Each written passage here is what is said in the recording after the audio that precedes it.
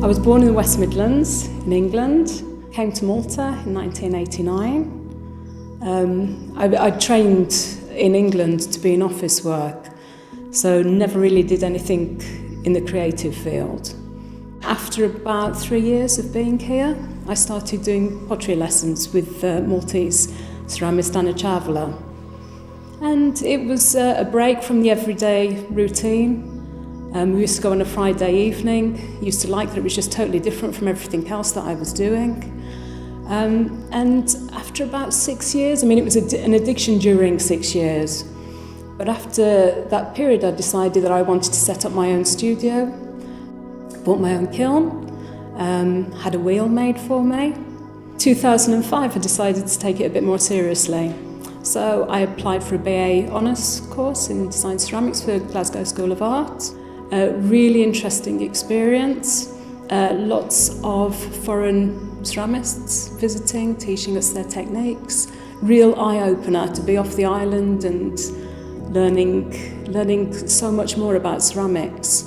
And not just the medium itself, but how to present it and how to present myself. It was random. It was really random why I started taking pottery classes. And I don't know, there was something in me. Only recently I've been telling people the story of when I was a kid. I used to have repetitive dreams of texture. And there was no colour or sound or anything in the dreams. There was just a run of texture coming past my eyes. I know that sounds so freaky. And when I started working with clay, the dream stopped. And it sounds so kitsch and whatever, but it's the honest truth. Really strange thing, and the dreams are so vivid to me even now. I think underneath it all, I just love clay. Clay is just such an amazing medium to work with. Sharing it with people, working on my own in the studio, creating pieces, it's just fantastic. I get to meet all sorts of interesting people through working in the medium as well. People with disabilities I work with, children I work with, adults, teaching them one-to-one throwing. It's just fantastic. Clay it's just so tactile. Even if you don't produce anything, just the feel of it, it's so pliable.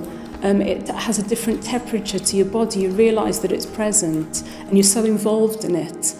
I don't think that any other medium would suit me. I'm a very tactile person, so I need that sense of touch.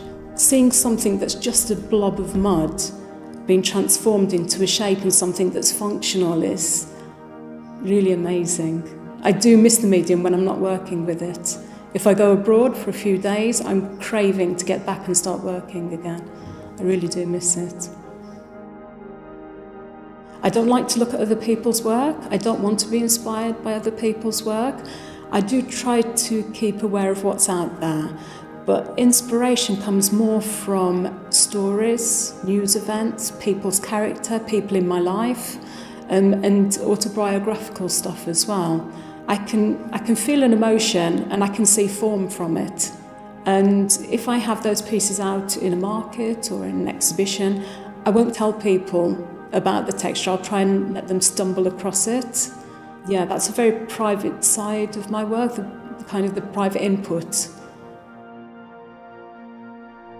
Before I went self-employed, I thought that I had to plan it all out. That, I needed to know where I was going, what work I'll be taking on. It doesn't work like that. Things just fall into your lap and people turn up and it's so spontaneous. Projects, there's things that I'd like to do, the sculptures that I have in my head. When I actually produce them will just be when the time is right. I think the excitement, you react to your work in that time of excitement as well. Things are very free and expressive. Never be satisfied with what you do or not immediately satisfied. Go on a journey of development with the work that you're doing. It's all too easy to produce something and say, oh, wow, that's fantastic. But then you should push boundaries more, go further with it.